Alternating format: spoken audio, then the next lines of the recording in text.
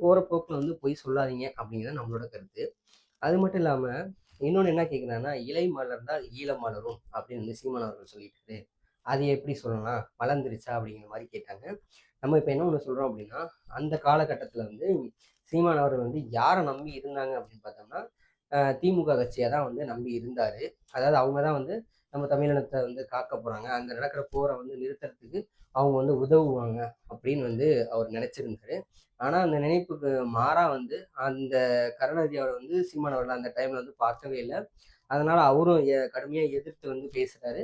அப்படி பேசும்போது அவர வந்து தேசிய பாதுகாப்பு சட்டத்துல வந்து தூக்கி ஜெயில்லயும் வைக்கிறாரு. அப்படி இருக்கும்போது அந்த டைம்ல வந்து அம்மையார் ஜெயலலிதா அவர்கள் வந்து என்ன சொல்றாங்க அப்படின்னா, இலங்கையில் வாழும் தமிழர்கள் சிங்கள மக்களோடு சம உரிமை பெற்று வாழ வேண்டும்.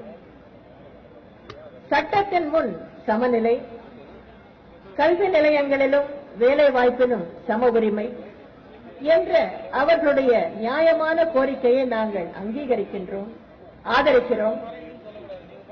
சுய நிர்ணயத்திற்காக இலங்கை தமிழர்கள் நடத்தும் போராட்டத்தை நாம் ஆதரிக்கின்றோம். இலங்கை அரசின் அரசியலமைப்பு சட்டத்திற்கு உட்பட்டு இலங்கைக்குள்ளேயே தமிழர்களுக்காக ஒரு தனி நாடு வேண்டும் வந்து அம்மையார் ஜெயலலிதா அவர்கள் பேசியிருக்காங்க. அப்படி பேசினதுனால சீமான் அவர்கள் வந்து அந்த காலகட்டத்துல வந்து வேற வழி இல்லாமல் அம்மையார் ஜெயலலிதா அவர்களை வந்து ஆதரிக்க வேண்டும் அப்படிங்கிற நிலையில வந்து இருந்ததுனால தான் அவர் வந்து அந்த மாதிரி பேசியிருக்காரு அப்படிங்கிறது தான் நம்மளோட கருத்து. சீமான் அவர்கள் வந்து மோடியை ஆதரிச்சு வந்து ஓட்டு கேட்டிருக்காரு அப்படின்னு வந்து ஒரு செய்தியை வந்து சொல்லிக்கிட்டே இருப்பாங்க.